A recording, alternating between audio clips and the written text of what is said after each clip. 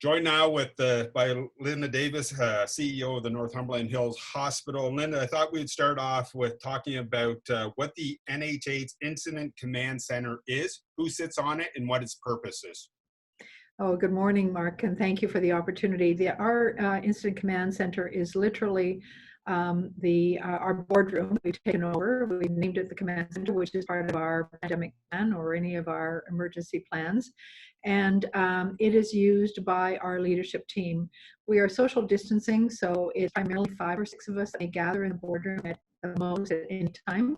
Everyone else joins by teleconference, but we have our full leadership team meets at noon, at 12:15 actually every day, and we go through where we are with our pandemic plan, what needs to change, what do we need to do differently. I'm sure it's something that changes on a daily basis. Absolutely, and almost hourly.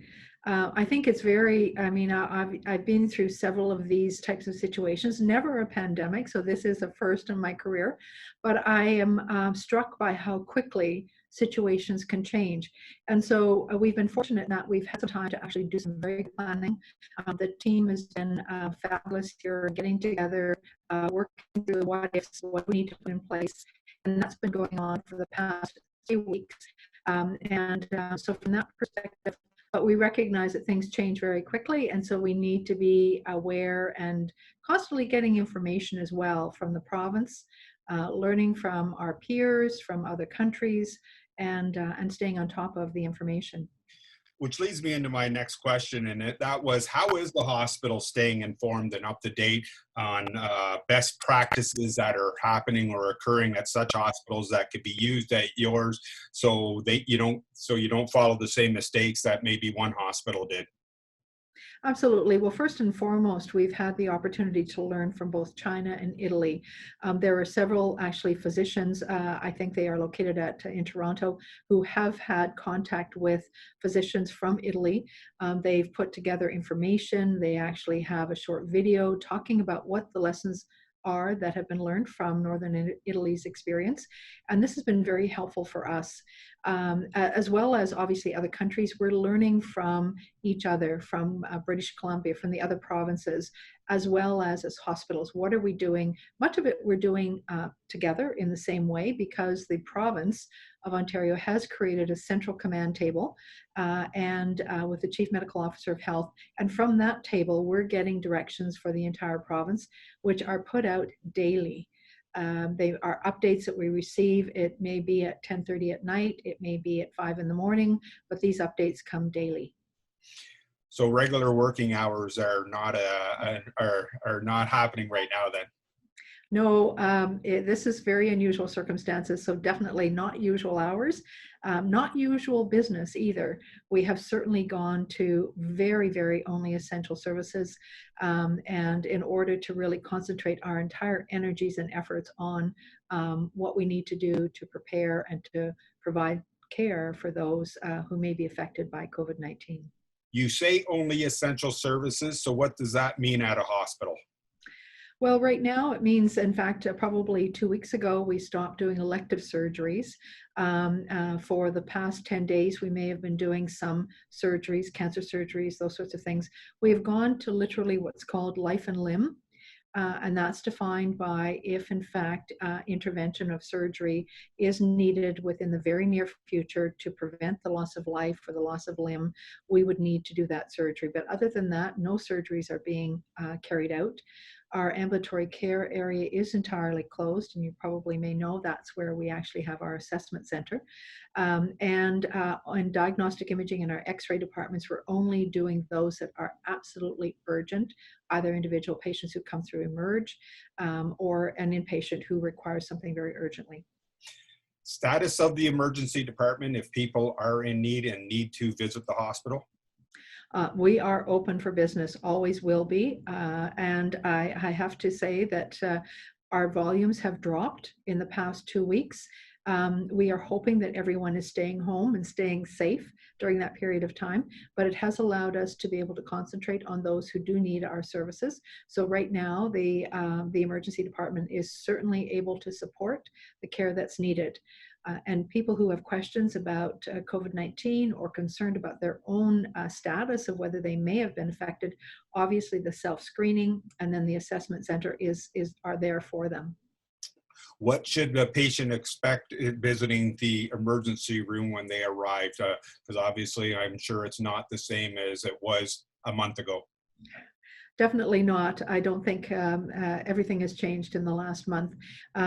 We were doing passive screening, which we're asking anyone who came in to read the questions and to screen themselves. That changed at the beginning of March, and we went to active screening. So now people who enter our emerge, or if by chance they are coming to the front entrance for a very urgent or emergent situation, they are met by someone who is in full isolation gear, and they would be screened. They would be asked questions. They would also have their temperature taken.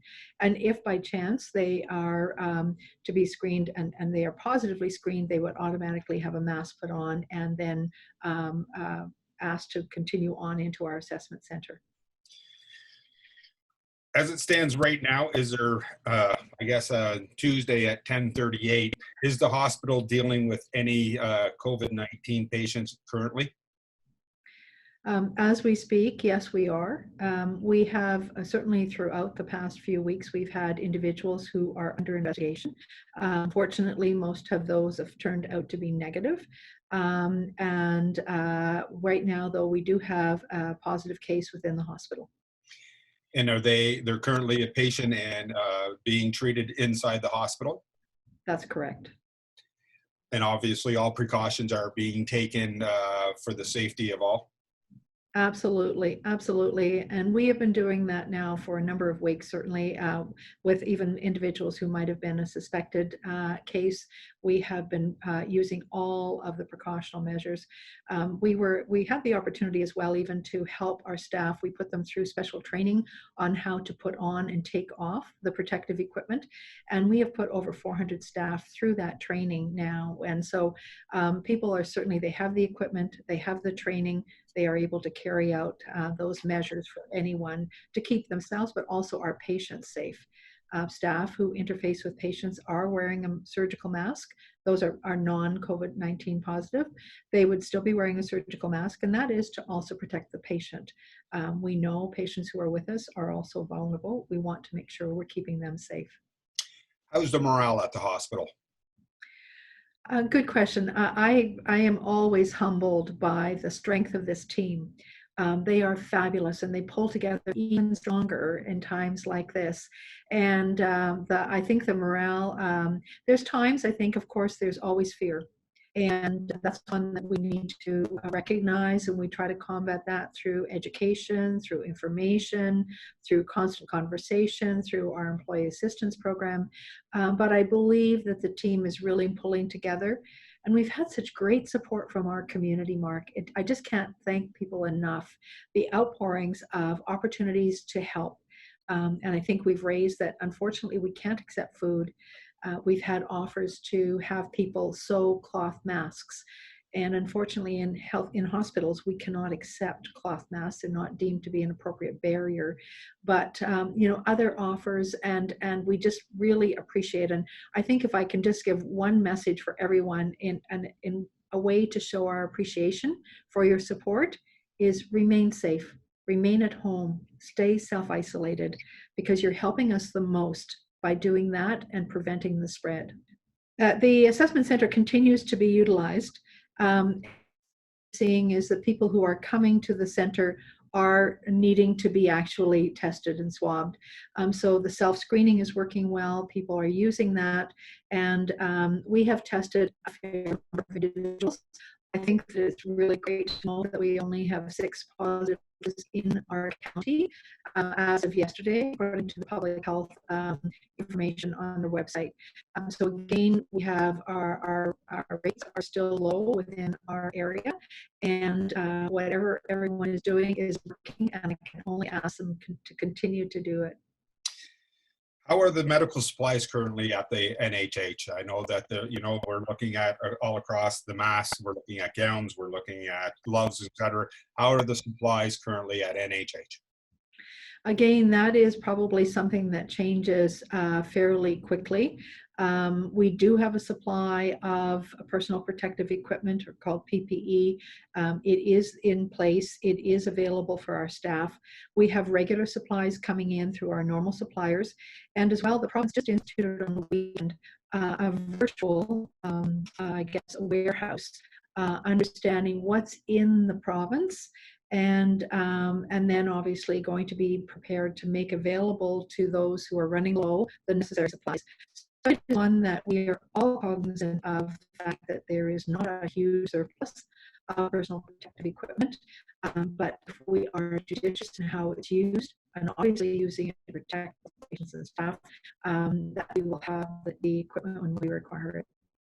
And one final question, how are you doing personally? Well, thank you for asking.